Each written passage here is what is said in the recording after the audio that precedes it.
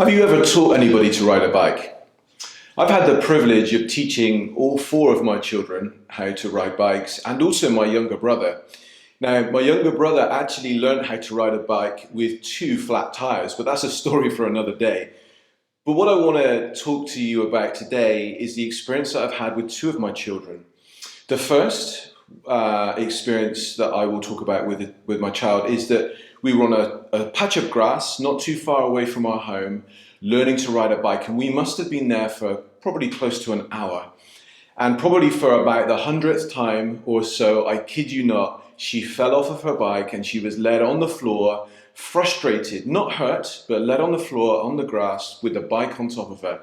And she said, "I should be riding by now. Why is it taking so long?"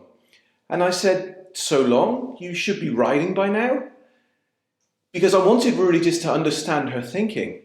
She then went on to say, "Yes, Dad, I've got a friend at school, and my friend has said that it only took her 10 minutes to learn to ride a bike, and I've been here for ages." Now contrast that with another child. Again, same patch of grass, another time, falling off, lying on the floor, again, maybe for the 100th time of trying to learn to ride a bike. That child looked up at me and said, "Dad, when do you think we'll be able to go on an adventure together? I'm looking forward to learning to ride."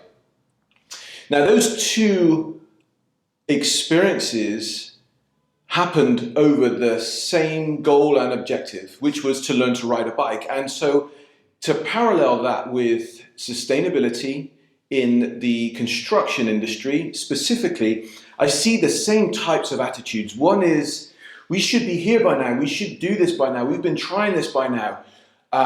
There's this sense of failure and this sense of pressure and just, oh man, this is so heavy.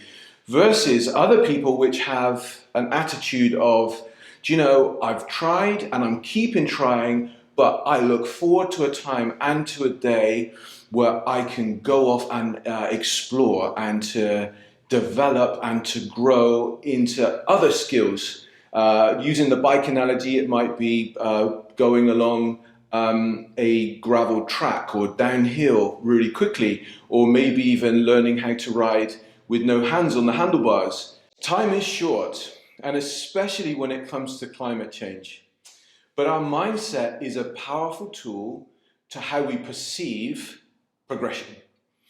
If we don't perceive that we are making progress, then it's very easy to give up and decide that we're going to write it off and not do it anymore.